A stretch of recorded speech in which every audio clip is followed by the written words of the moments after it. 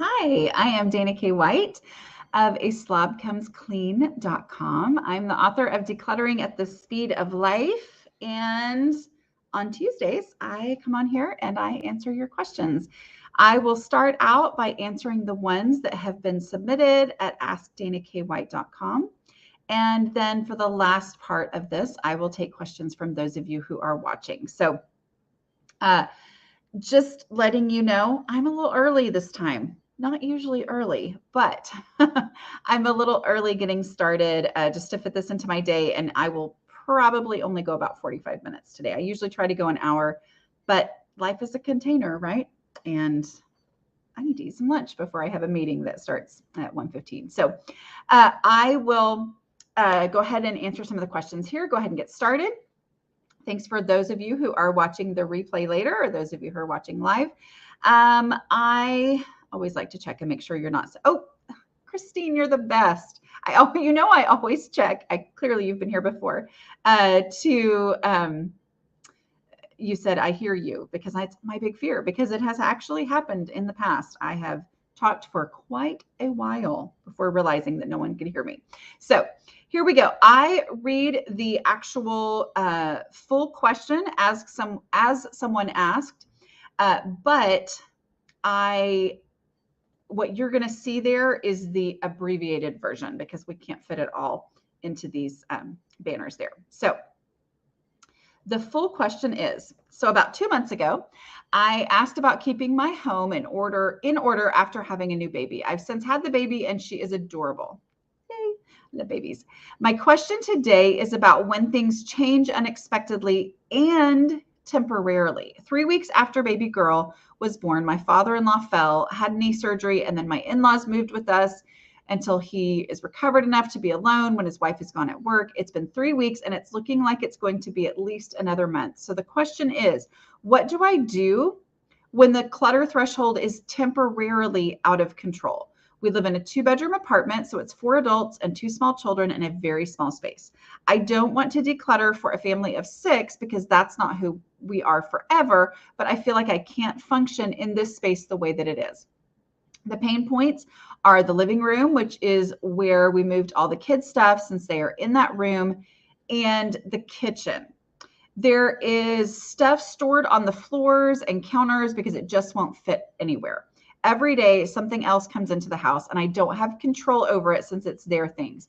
How do I cope with temporary clutter that isn't mine, or balance my stuff in a very limited space without getting rid of things I don't want or need in the long run? Okay, this is a difficult situation. Okay, so I first want to acknowledge that you are living in a difficult situation. Okay, because I think sometimes when we're like, I'm getting my house under control, or I finally figured this out, and then life happens, it's like, oh no, what now? This is why it never works. Just acknowledge this is unique and this is difficult. Okay, so there is nothing wrong with survival mode. I know that sometimes people are like, oh, don't live in survival mode.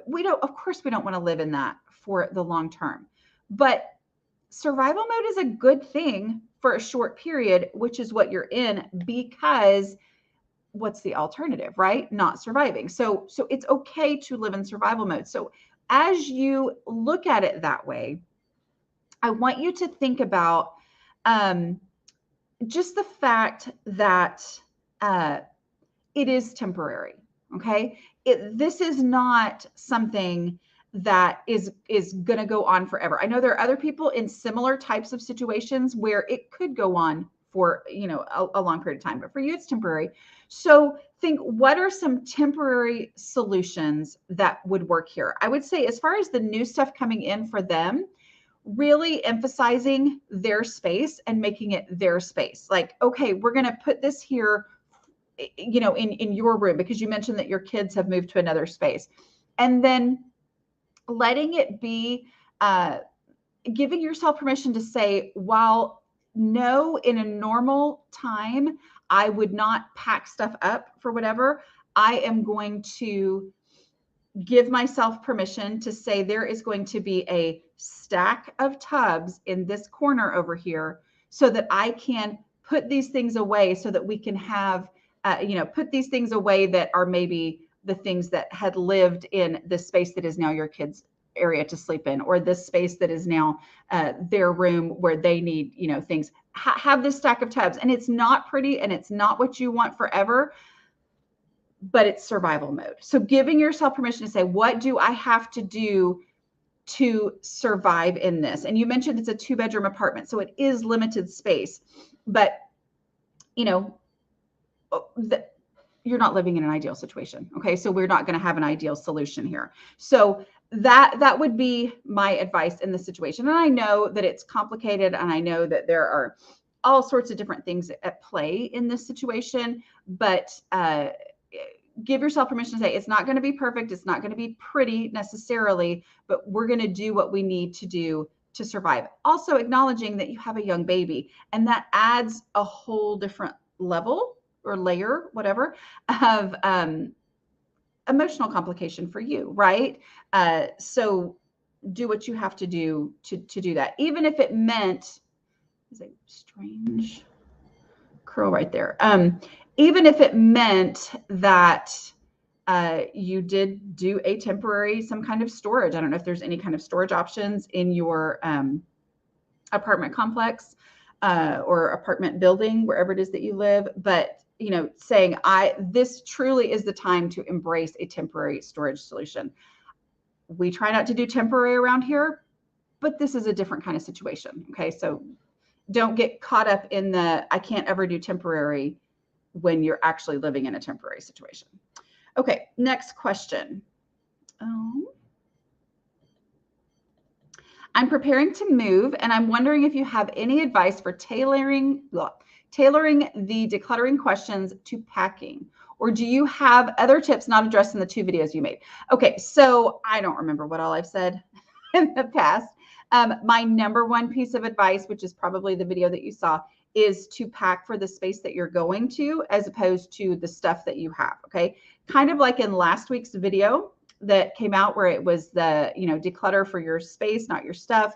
Like the space you have is the space you have. The space you're going to have is the space you're going to have. So instead of thinking, I got to pack up all my stuff, be thinking about the space that you are going to. Okay. And buy, which is going to be a little more precise, because you can, be more precise when you buy boxes for that space. If you have to collect boxes, do the math. I mean, like, I'm anti-math, right? Around here, we're all about the space, even though I think ultimately that is math, but really think about, like, what is the math here? Like, look for different websites of, box calculators. They will have moving box calculators by people who want to sell you moving boxes.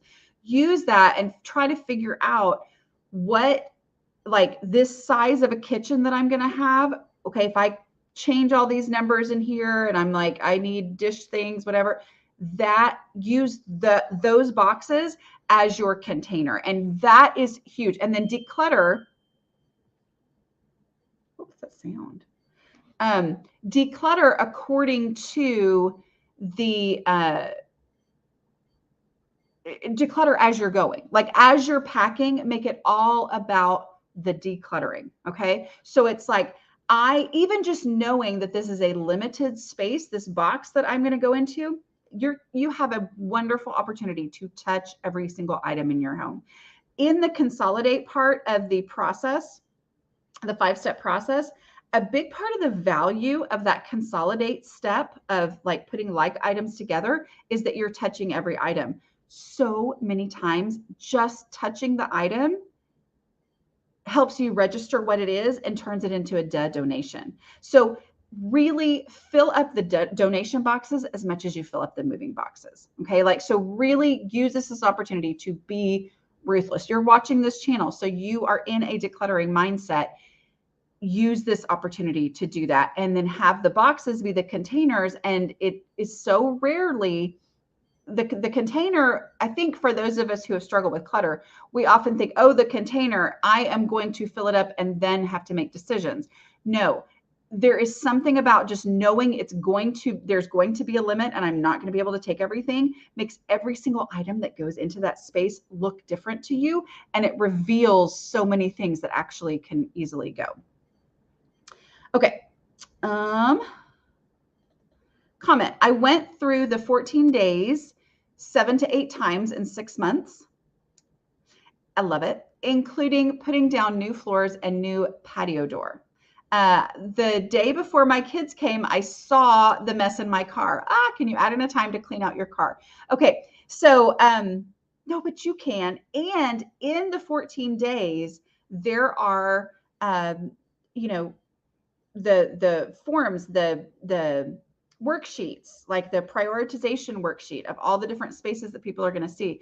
Add your car into that. That would be great. I don't give advice on having a car that's under control because mine is terrible. All right. So I don't talk about that. But I did want to mention, since this came up, that if you go to aslobcomesclean.com/14, like 14, I do have my 14 days to opening your front door to guests. Y'all, Thanksgiving is like in 5 weeks or something. I don't know. Don't quote me on that because I don't know, but it's getting incredibly close. But I love it because I've had so many people say they've gone through the 14 days again and again and again as a way to keep on track in their home and just overall generally trying to make their home better. So I love that. But yes, there is an ebook of it, but there's also a 14-day series here on YouTube. You can go to my actual page on YouTube and you will see the 14-day series. Okay. So, you can just watch that, you know, obviously for free. It's on YouTube. Okay.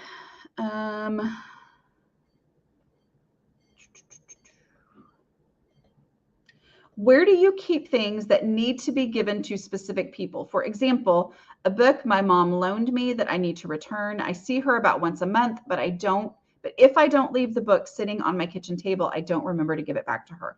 Okay. So a couple of things I'm going to say here. I have a return spot, and that is the place where I would ask myself if I needed to give something back to someone who was in my home, where would I look for it first? Okay, so that is your question. And you may have to establish a spot, but we always establish the spot according to where would I look for it first, right? So picture yourself, your mom being there, and this book, like if my mom was here and I needed this book to give back to her, where would I look first? Where's the first spot in the house that I would go to?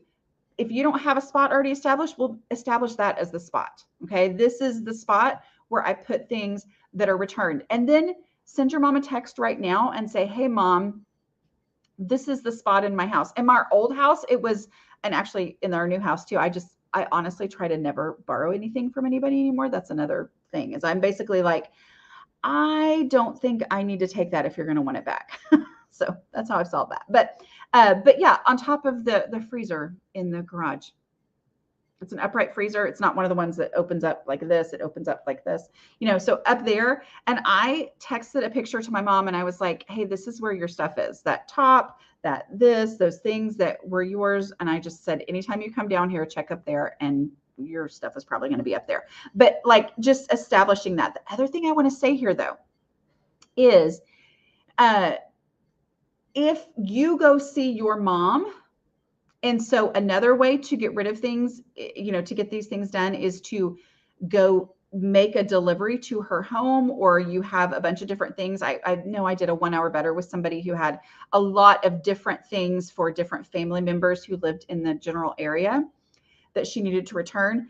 Don't forget that it is a valid use of your decluttering time and energy to load up your car with those things and go spend your morning or spend an hour or spend a day delivering those things to get them out of your house and off of your mind. Okay. Because this is clearly something that weighs on you, right?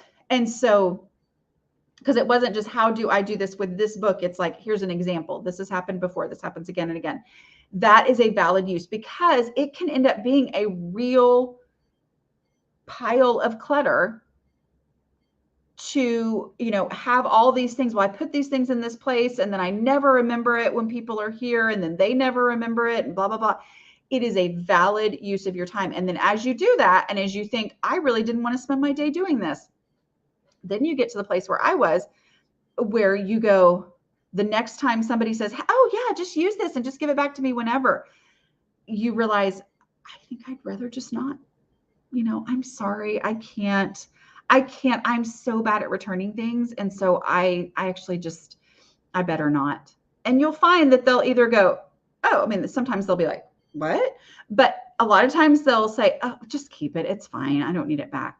Okay. Then you know that you can stick it in a donate box when you're done with it, right? But that is a valid use of your decluttering time, and it will change how you interact with those, situations where you're taking something temporarily in the future. Anyway. Okay. I know I'm going really fast today because I don't have as much time, but I'm going to take some questions from those of you who are, oh, this is a good question. Good comment. I'm going to take questions from those of you who are watching live. If I did remember to turn my alarm off, okay, y'all are getting all my different blah, blah, blah. Somebody emailed me. Thank you so much for emailing me and said, hey, remember to turn your alarm off. Yay. So it shouldn't go off today, but something else probably will. Yeah, if you are asking questions, you might want to re-ask it and put question marks at the front so that I make sure that I see it. And, sometimes I don't get back up to the ones that were earlier. The podcasts of going through the 14 days are excellent as well. Listen to those back-to-back episodes many times. I think this was early on, wasn't it? They are probably in the fall of 2016. That's my guess. So go to aslobcomesclean.com/podcasts, and then you should be able to find those, and it'll say the 14 days in there. Okay. How to, let's see, get overwhelmed by a garage sale pile. We're having a sale in 6 weeks and the pile keeps growing. Okay. So this is kind of like that other question that this is an out of the ordinary situation, hopefully, right? Like it's a different question if you're like, I always have a garage sale pile going and then we never end up having garage sale. That's a different question than what you're asking. You have a sale in 6 weeks, which means you have it on the calendar, which means you are doing the right thing, right? You've got it on the calendar, you're getting prepped.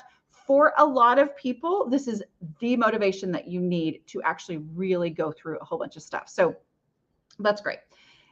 If somebody was asking this exact same question, didn't have it on the calendar, then we'd be talking about, do you want to have it or not? But for you, you are overwhelmed by this garage sale pile, okay? Make sure that you have designated the space for this stuff and that you're letting that space be a container.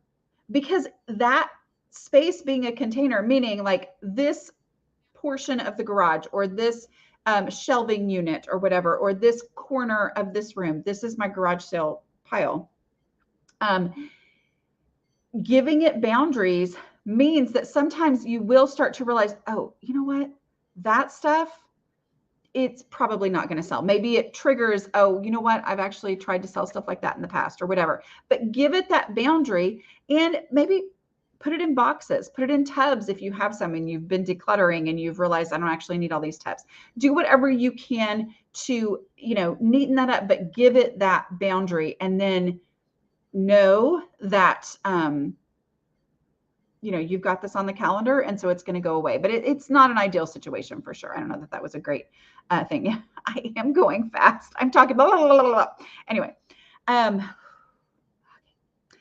let's see, somebody else said the 14 days cleaning, 14 days to get ready for guests is under playlists on the YouTube channel. Yes, perfect. Okay. I keep papers on my dining room table and I know my husband is tired of it. Where do people keep mail and bills? Okay, so I have a 3-basket wall hanging system. I want to say basket, except I think of basket like this, and it's just like a basket that goes like this, okay, on the wall. The positive, there is a video that I did on this probably January of 22. I don't know. I'm guessing. Yeah, would have been January of 22. So look for that. Might have been end of December of 21. But that paper system works really well. It's it's only 3 categories. There is to do, like I got to do something with this right now. There is wait and see, I'm not for sure. And then there is one for the year. So like right now it's 2023. Like this is the stuff that's for this year that just needs to be kept in files. There is, again, it's a container. It's a limited space. It has boundaries. Therefore, it forces me, because I don't want to take up more space in this container than I actually, need to. And so it makes me open up envelopes. Well, just opening up the envelope, it gets rid of the envelope. That's a little bit of paper. Even if it is important, usually there's 2 extra pieces of paper of legalese that I don't need. So that, takes something that used to be this thick down to, like 1 sheet of paper. And I would say 6 times, 7 times out of 10, just by opening it up, I realize it's not actually important and that it doesn't need to go anywhere. But as long as it is temporarily being put on the table to be dealt with later, then I'm like, oh, I don't know. I'm gonna deal with that later when I've got all this other bandwidth and blah, blah, blah that I never end up having. And so I put it on the table as the whole thing. So like just having an actual final place for it to go is really, really key. Okay. Random question. I can't find your podcast on how to use Smartsheet for writing.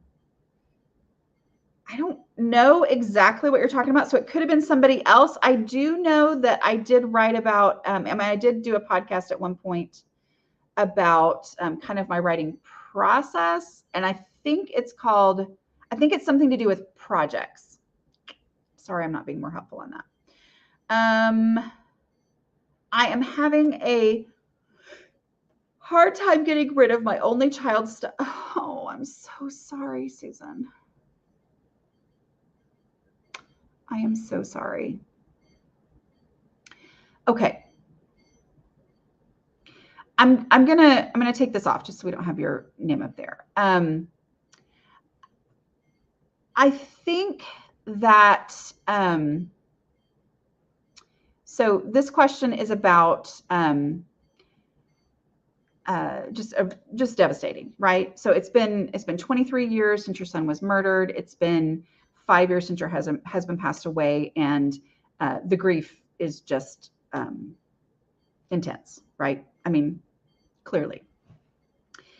I will say that, and you may already be doing this. I would recommend that you look into therapy, because I think there's probably a lot more there than just the stuff. Obviously, there is, clearly. I will say it, a couple of things here.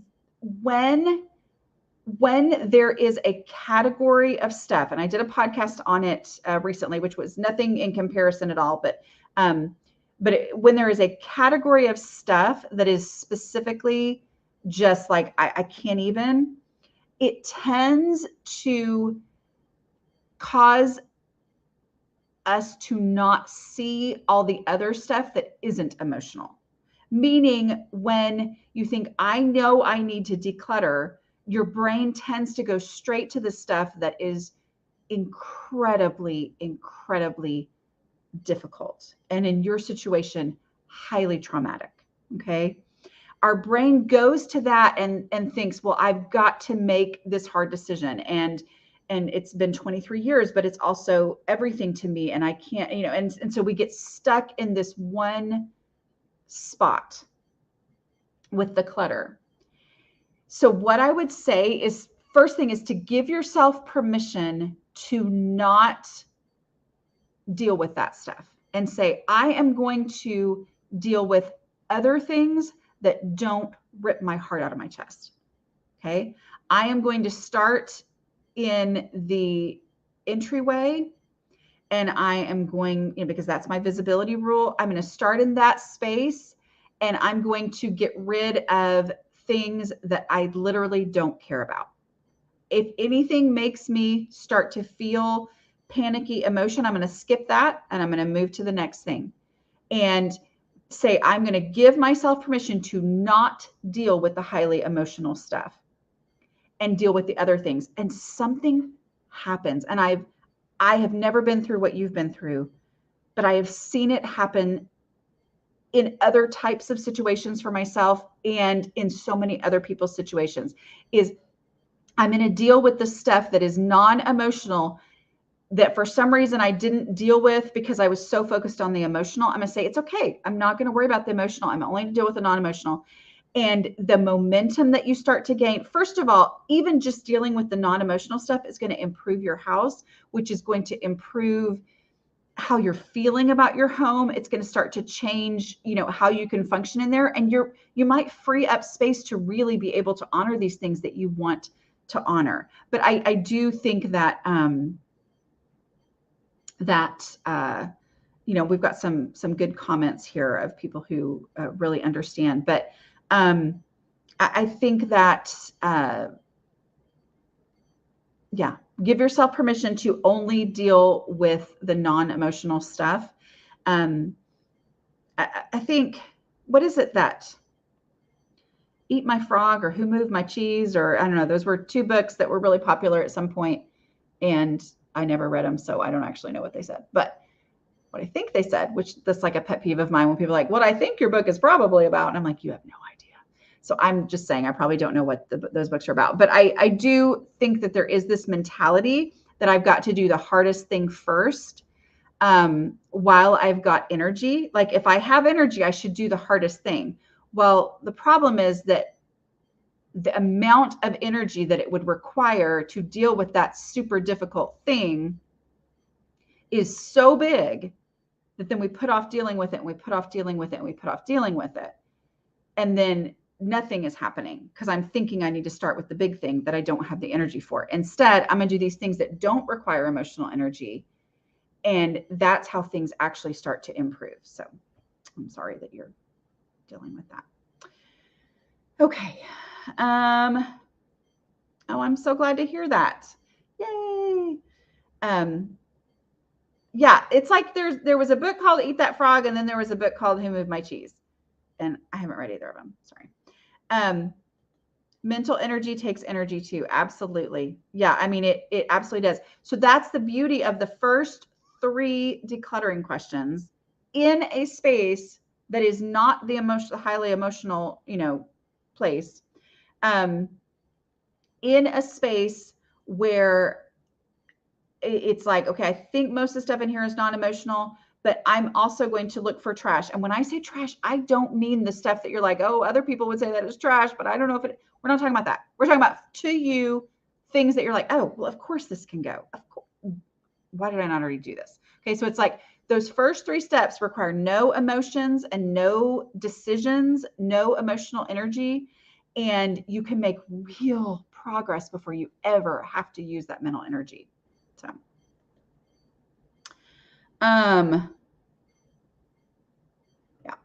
yeah. And I do recommend that you read Decluttering at the Speed of Life. Give yourself permission to just read it, listen to it. It is available in most libraries. Yeah. Let's see. Looking for questions. It's so good talking to each other. But I know I saw questions. Oh, that's a good thing too. Yeah, like a grief support group that would be great. Okay.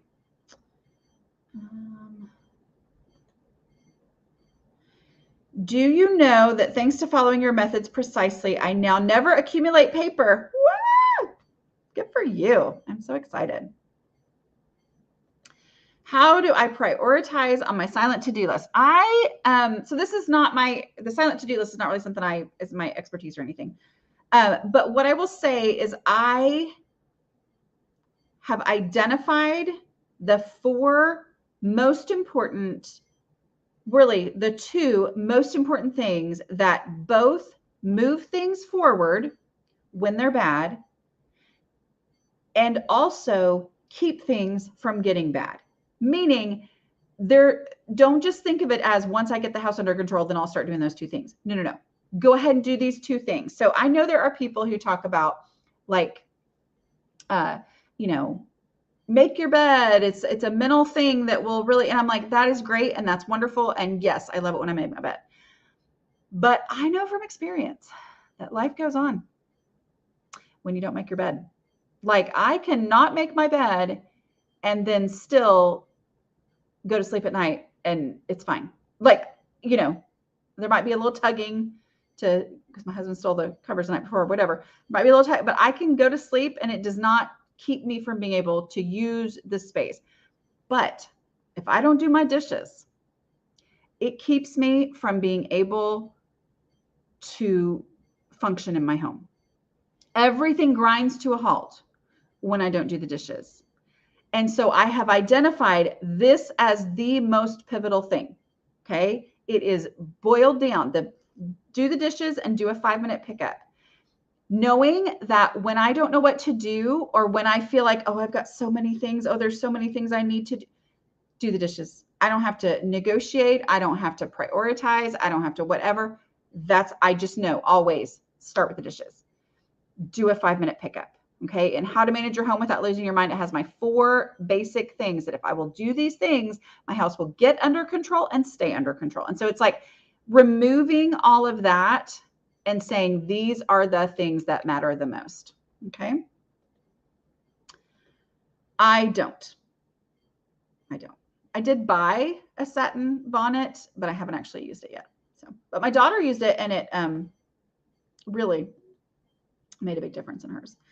How to kindly offer decluttering help to a friend who is overwhelmed with 7 kids cluttering, afraid to hurt her feelings. Okay. So there's not really a way to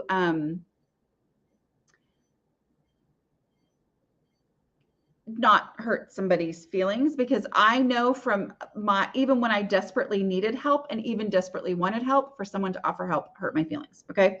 So the first thing I would do would, this is a friend. And so have conversations. I mean, you clearly watch this, like, what have you applied in your home? I mean, these are conversations that come up a lot. I am constantly amazed because I think for me, since this is what I talk about literally all the time for my job, I sometimes am like, oh my word, are we getting into another conversation with random women about dishes and clutter and blah, blah, blah. But it just happens, right? Like it happens, like people have these conversations. So as this comes up, she's overwhelmed. So, clearly you've had this. Talk about what's working for you.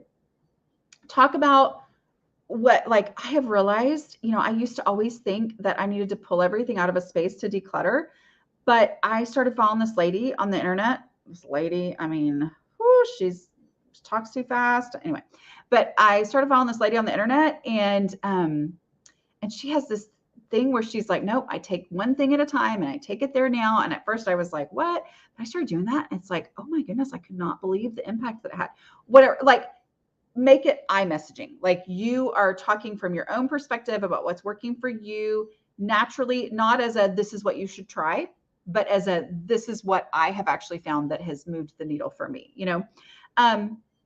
If you're able to go help her, ask her, hey, do you need any help? Like, I'm happy to help you sometime. Like, I've really seen the power of this in my own home. And, so if you ever want me to help you, but don't be like, this is what I'm going to do. I'm going to commit. Because here's the problem. I had people help me and they would come in and they would run me over and I would be like, never wanted them to come back again. And it scared me to have other people come help me. All right. So she may have had people try to help her in the past that she's not about to ask for that again, but and anyway, but follow the 5-step process. If you do get the opportunity, follow the 5-step process and really let her be the one to make the call on every single thing. So like, there's no convincing somebody that it's trash. You are simply just saying, hey, do you see any trash? Let's get rid of that first. Okay. And you're thinking in your mind, oh my goodness, why does she not see that that's trash? But you're like, okay, move on to the next thing because you'll get to it eventually. So what was I going to say? Oh, I was going to tell y'all too. Don't forget that I do have decluttering coaches. So if you are stuck, they use my process, right? Okay. Although I know you're asking for your friend, but let's see. 2 weeks of daily dishes and 1 week of 5-minute pickup, adding in decluttering. How do you avoid getting distracted when you take it there now? You may not be able to never get distracted, but the beauty is that if you're taking it there now, when you get distracted, you're only better off and you've never put yourself in a worse situation. So you're still making actual progress. But as far as like, if you get to the space and that space is its own decluttering project and your temptation is to be like, oh, I guess I gotta deal with this space. Remember that the only thing you're doing is you're putting this item away. So if this space is a total cluttered mess, my puppy, this space is a total cluttered mess, say all I have to do is make the space for this item. Okay. I am going to remove something. Ideally, it's going to be trash or a donation, because your trash bag and your donatable donate box are back at the space that you were initially decluttering. So that will take you back there to put those in there. So remember, all I'm going to do, I'm not going to start working on this project. I am just going to put this item away. So the space needs to be decluttered. So what can I remove from this space, trash or donation, in order to create the space for this item? Okay. So like, that's how we keep on track and avoid that distraction. Found a local decluttering coach, and although expensive, it was totally worth it. I love hearing from my coaches, just the power of that people are really, really experiencing huge progress because of working with coaches. How do I push through the messy middle? I decluttered a lot, but now I'm realizing I need to go further, but I feel unmotivated without the wow level transformations, and decisions are harder. Okay. Be sure that I would go back to the visible space. And now that you've already made some progress, think about, how has this made my life easier? How much easier it is for me to live in my home now than it was before I did all that decluttering.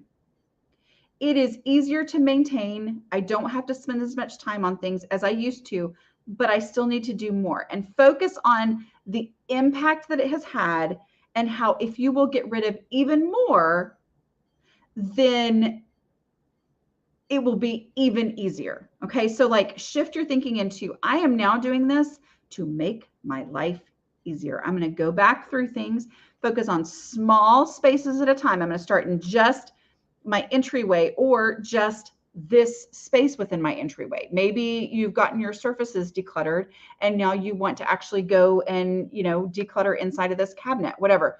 Work on that one small space, follow the 5-step process, and go through that space and really focus on how much easier this is going to make life.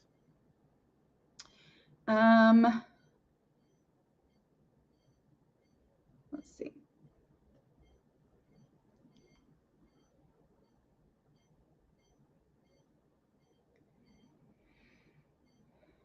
Looking for, if you've asked a question and I haven't answered it, go ahead and,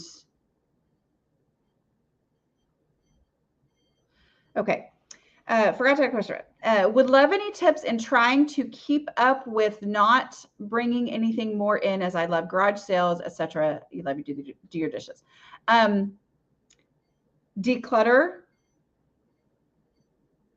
Decluttering is the best antidote to shopping. The more you declutter, the more you force yourself to go through these spaces, especially piles and closets full of randomness. Okay. And the more you do that and you get rid of candlesticks and figurines and all these things. You either get rid of it or you give it a real home and you're like, okay, it actually has a designated actual space. I had to get rid of something else in order to give it that space. The practice of that decluttering, this progress and only progress decluttering method, that's the one that I teach, okay? That will change how things look at garage sales. Okay. So even though it's like, I know I need to stop going to garage sales. Garage sales were my kryptonite. So I totally get it. Right. I know I need to stop going to garage sales. Oh, got to stop going to garage sales. I know that's a big part of the problem. Take some time, work on decluttering. The things at garage sales started to look like future clutter to me, because I got used to identifying clutter in my house by using, this no mess process and realizing, oh, things have to have an actual place and I have to give it a place, which means other things can't be in that place and blah, blah, blah. That process helped me identify what deserves space in my home. What does it mean for something to have space in my home? It means there can't be other things in that space. And then at garage sales, I would look at something and be, oh, let's go. Oh, I just got rid of 3 other things that were very similar to that. I already know there's no place for it in my home because I wanted there to be a place for those things and there wasn't. And so I had to get rid. So it just shifts everything as you, work. Yay, floor in the bedroom. Woo! I know that's a big deal. Oh, sorry. Let's see. My husband brought in all his plants he propagated this summer because the weather is changing. They're everywhere and very overwhelming. Advice, please. Oh, that's a good one. Yeah, I mean, it's really the container concept, but it's extra difficult, right? Because we're dealing with, something that's his hobbies and they had a place outside, but now they're inside.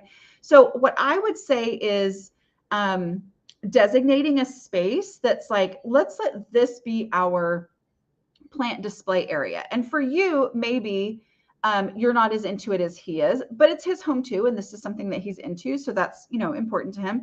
But it's like, we're going to have this space. And maybe that means that you say, I'm going to let this space be, I'm going to declutter this space so that I'm able to say, let's have this part of the living room or part of the, or this guest room or whatever it is, whatever area. I'm going to really be ruthless and declutter in there because maybe I need to anyway. And so that I can say, hey, this is the space for your plants while they're, inside over the winter. But it's not easy, right? Let's see. My city's donation center does pickups of large stuff, but I do not want to call them many times during the decluttering process. How to store the items in the meantime. There's not really a way to store them other than to give it a specific place in your home. I would encourage you to go ahead. Like if you've identified some large stuff, like if you've already identified that I'm going to actually get rid of that couch, that desk, that table, do a pickup, do a pickup and just kind of see. So, like this is one of those things that I always am like admiring of people whose houses are perfect is, they do like a small amounts of things, right? But sometimes we think, oh, I need to wait until it's the bigger time. But it's like, go ahead and pick out things, because the other thing too is if you get rid of a couch or a big chair or a table, it immediately impacts your home. Like the impact is amazing to get rid of a piece of furniture. So there is so much power in your decluttering process that it'll be worth it to go ahead and do that. And then kind of, gauge it as they come to pick it up. Like, are they mad that they only came to pick this up? Or do they think that's normal?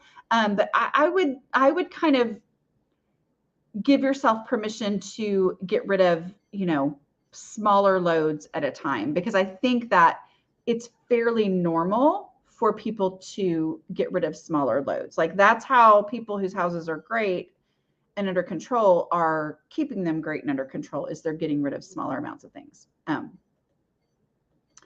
What to do if the place I'd look for it isn't created yet? applying this to both memory stuff from 4 kiddos and also the huge piles of paper to work through. Okay, so where I would look for it first is a place. Whether it's created or not, it is a place, right? So when I get this item to that place, that's where it needs to go. Something just has to leave. So I don't first set up a system, go buy containers. I'm just like, I'll put it on the shelf, this shelf where I envision this beautiful system, but for now it's just a shelf. And right now it's a shelf with random stuff on it. Okay, I'm just going to one for one and put it on that shelf, because at least now it's in the place where I would look for it first, and it has a real place to be, even if it doesn't have the actual, memory thing. The other thing too is to use imperfect, ugly containers. Like you may have boxes somewhere, Amazon boxes, like sometimes you'll order something and it'll come in like a box like this. Well, that's a great, cut the tops off, and that's its own little container for school things or whatever, and use those imperfect things. But even if you don't do that, just setting it in the spot, like I would rather have 5 things on a shelf and those 5 things can all be seen than to have like a fancy container system. So, yeah, I think we've all got the thing, right? After I've worked to get rid of stuff, there is a lot that you look at and say, no, I don't. Yeah. I mean, it really, it's kind of sad, right? Because like I loved garage sales,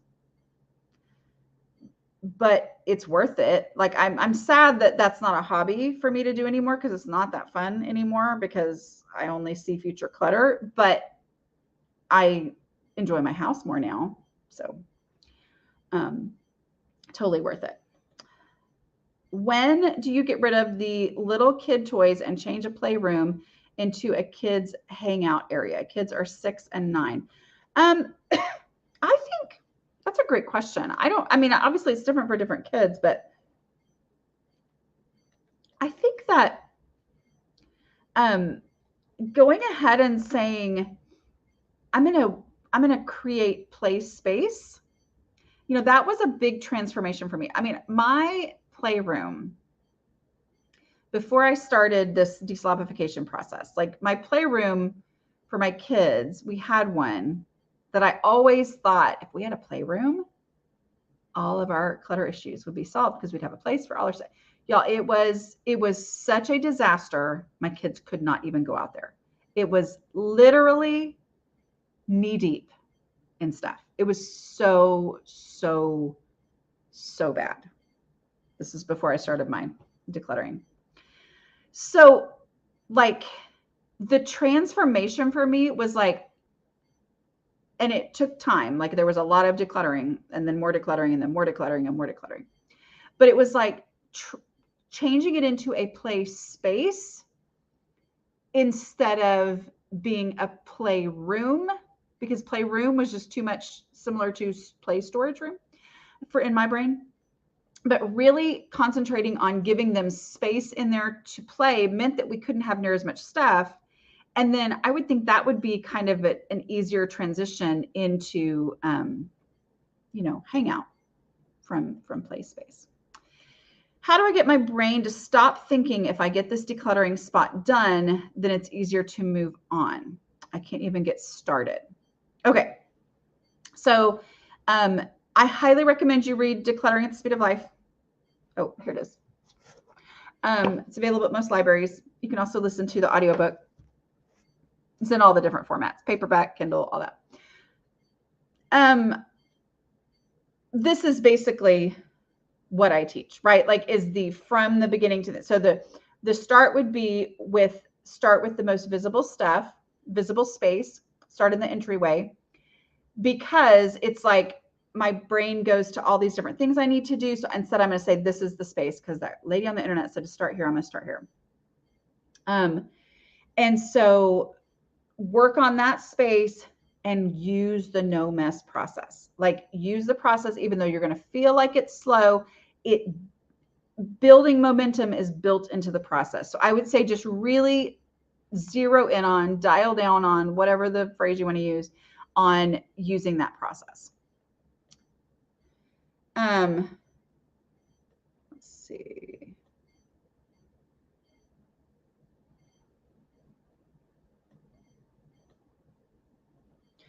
I will say, I'm in no way a mental health professional. And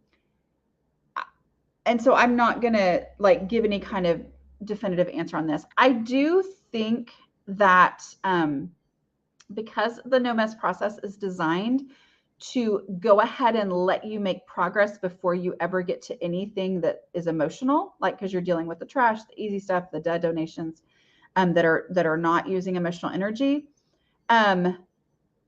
What I have found is one of the things that keeps people from decluttering is thinking that they have to heal that first, and instead to know that I can make actual progress without getting to any of that stuff I have to deal with.